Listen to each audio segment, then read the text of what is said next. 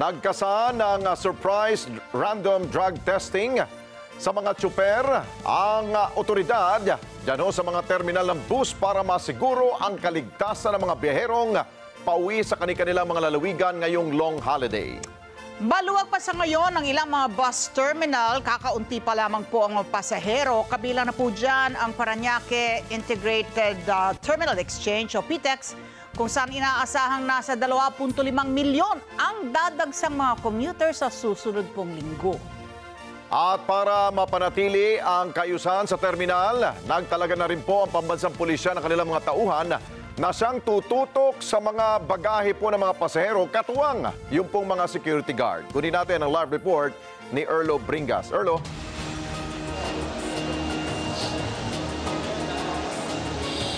Alex, ilang araw pa bago ang inaasahang dagsa talaga ng ating mga kababayang uuwi sa kinikilang mga probinsya dito sa mga bus terminal, partikular dito sa PITX.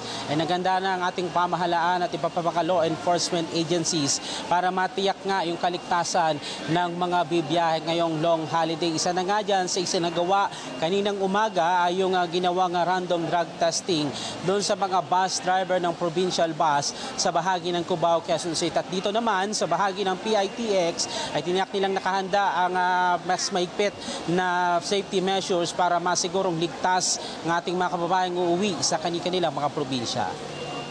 Nagkasa ng sorpresang drug test ang Philippine Drug Enforcement Agency sa mga driver ng isang bus terminal sa Cubao, Quezon City kaninang umaga. Yan ay para matiyak ang kahandaan ng mga driver ngayong papalapit ang long holiday at masiguro na nasa maayos ang mga ito bago magmaneho ng bus. Ayon kay MMDA Chairman Romando Ortez, ang ginawang random drug test sa mga driver ng provincial bus na patungong norte ay para masigurong kaligtasan din na mga bibiyahe mula ngayong araw hanggang sa susunod na linggo, kasunod ng mahabang bakasyon. Ito po ay gagawin natin sa iba't ibang bus terminals at bus stations at para po nga ma-ensure na ang ating po mga kababayan ay komportable at safe sa kanilang pagbiyahe pauwi ng probinsya. Tiniyak din ang road safety ng mga sasakyan o bus na bibiyahe para na rin sa kaligtasan nga ng mga commuter. Nananatili namang hindi pa ganoon kadami ang mga nasa bus terminal sa Cubao at inaasahan namang madaragdagan pa ang bilang ng mga kababayan nating biyahero ngayong mahabang bakasyon hanggang sa susunod na linggo. Kasunod din ang ginawang inspeksyon nga kanina ng MMDA, QC Transport Traffic Management Department o QC-TTMD at Quezon City Police District kasama ng Highway Patrol Group para matiyak ang kaligtasan ng mga commuter na bibiyahe ngayong papalapit ang mahabang bakasyon sa iba't ibang mga probinsya. Kasi po kung may droga po ang ating katawan, kulang po yung senses po natin. Apektado po. Doon po sa company policy, doon po tayo nagbabase. Kung kakasuhan po nila ng kriminal or doon po, suspend po nila. Kanilang siniguro na nasa maayos sa mga bus bago paalisin sa nasabing bus terminal.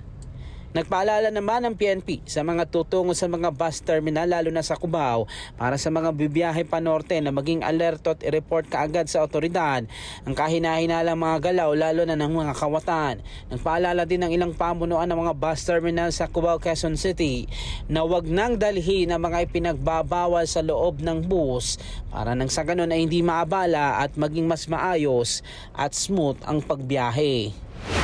Inaasahan naman ang nasa 2.5 million na bilang ng mga commuter na dadagsa sa Parañaque Integrated Terminal Exchange mula ngayong araw hanggang sa susunod na linggo. Inaasahan na simula sa Miyerkules ng gabi hanggang Biyernes ang peak o dami at dagsa ng mga pasahero sa nasabing terminal patungo sa mga probinsya lalo na sa Southern Tagalog area. Inaasahan naman ang surge mula Abril 21 hanggang 23. Tiniyak naman ng Department of Transportation, Land Transportation Franchising and Regulatory Board, Land Transportation Office o LTO, MMDA at PNP na matiyak ang maayos na serbisyo para sa ating mga kababayan, higpitan ng safety measures at mapanatili ang traffic flow papasok at palabas ng terminal. Ayon kay Jason Salvador, ang Corporate Affairs and Government Relations Director ng PITX, tiniyak nila ang mas mataas na police visibility, pagtutuunan din ng baggage inspection at magkakaroon din ng safety monitoring para para matiyak ang kaligtasan ng mga pasahero. May mga nakatalaga din na PNP personnel o uniform personnel sa terminal para mapanatili ang katahimikan at kaayusan. Samantala, Alex, nagpaalala naman ang ating mga otoridad sa ating mga kababayan, lalo na yung pamunuan nitong Parañaque Integrated Terminal Exchange, na planuhin nyo po yung inyong magiging biyahe at ay tingnan nyo na po maigi kung maaari kayo makapag-book ng advance ticket at maaari din namang magtungo dito sa terminal para sa walk-in. At ano din ng PITX, ng pamunuan ng PITX, mag-check din ng social media accounts, baka may mga travel advisories at maging napaalala rin yung magiging vigilante sa kanilang mga dalahin, no, yung mga kanilang mga bitbitin at pinapaalala rin paulit-ulit, Alex, taon-taon na wag nang dalhin yung mga bagay o yung mga kagamitan na alam nilang hindi papapasukin o hindi papayagan dito sa loob ng terminal. Kanina kami nakita na tayo dito kung parang super kalan yata yun. Ang sabi na kumpiska nila yun sa isang pasahero na tutungo sana sa Southern Tagalog Province para umuwi nga sa kanilang mga probinsya. Alex. Okay, Erlo, natanong nyo ba kay Chairman Artes kung bakit nga ba nila ito ginawa, itong random drug testing? Meron bang ulat na talamak na naman yung paggamit ng mga nasa PUV sector ng illegal na droga?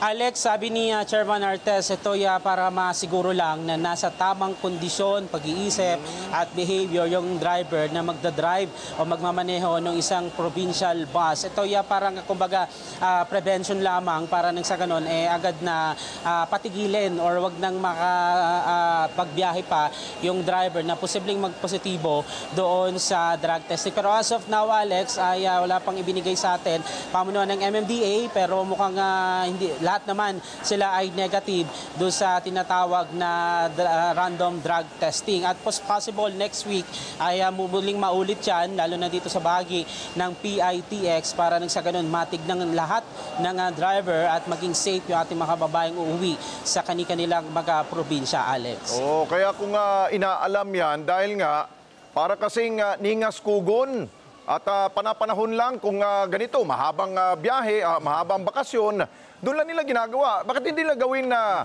every month, every week, para at least masiguro talagang kaligtasan natin mga biyahero? Erlo.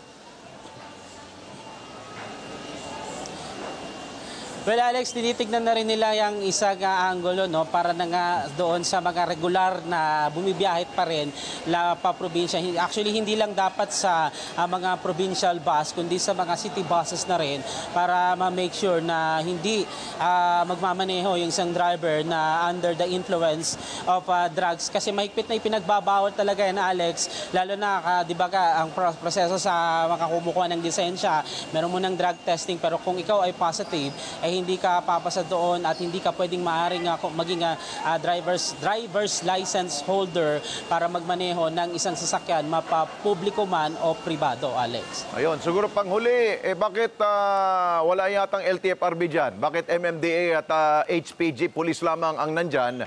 Di ba sila dapat ang magtiyak ng roadworthiness ng mga sasakyang gagamitin ng ating mga pasahero?